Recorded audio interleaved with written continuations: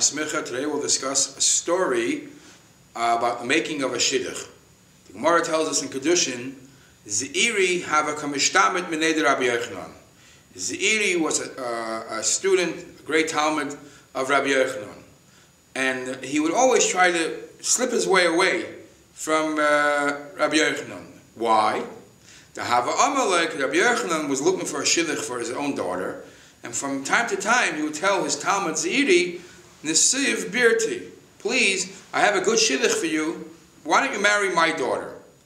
And as the Mefarshim say, Zeiri, being that he lived in Eretz Yisrael, Zeiri felt that Rabbi Yochanan's family is still in Chutz La'aretz in Bavel, and perhaps the yichus of the people in Bavel are not that great anymore.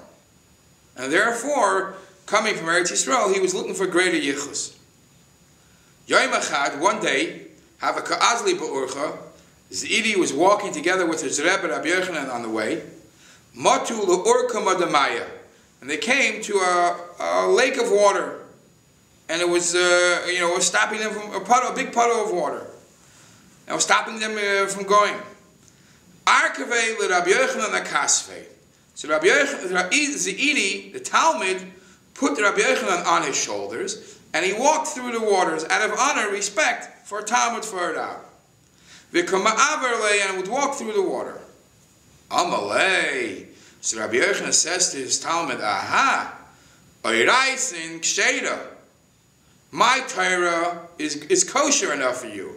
In other words, you consider me your Rebbe, and because you consider me your Rebbe, you felt it was honorable and the right thing to do to lift me on your shoulders to carry me through. If you consider me your Rebbe and my Torah is good enough for you, Bantin like Ksherin, my daughter is not good enough for you. He was a pushy shadchan. My daitach, what are you thinking? Why aren't you happy with the Shidduch? Ilema, if you think it is because the Mishnah says, Asara yochsun olomi bavel, if you think it's because that it says that when Yidden left Bavel and came up to Eretz Yisrael, all yichus came up, Kayani Levi Yisraelim, tell me, Atu Kayani Levi Yisrael Kulisaliku. Don't you think that, do you think that only the Kainim of Levim Yisrael all went up? Don't you think there's somebody left behind? Just like as there is some good left over, not in Eretz Yisrael, they're still in Bavel, so too is some bad. As there is some bad left over, there's some good ones also left over, yichus-wise. And therefore, not necessarily everybody that you look at in Bavel doesn't have proper yichus.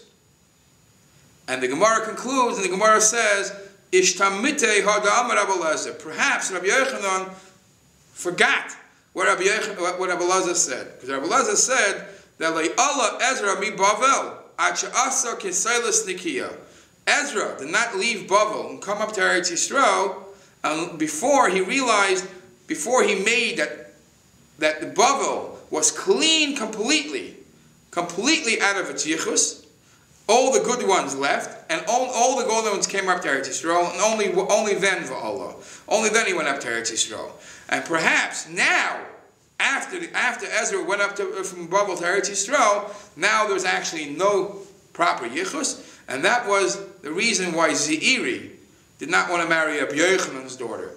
And the Gemara and the Mefarshim actually say that the story of carrying Rabbi Yochanan on his shoulders is a very good comparison to the Shidduch, because we find that the Gemara says Matzah Isha Matzah Toiv, that a wife is called Toiv, Toiv is Torah is compared to Toiv, and in many other places we find that the Medrash compares Torah study or Torah like a person's daughter. Vayachol the Eibishter's daughter.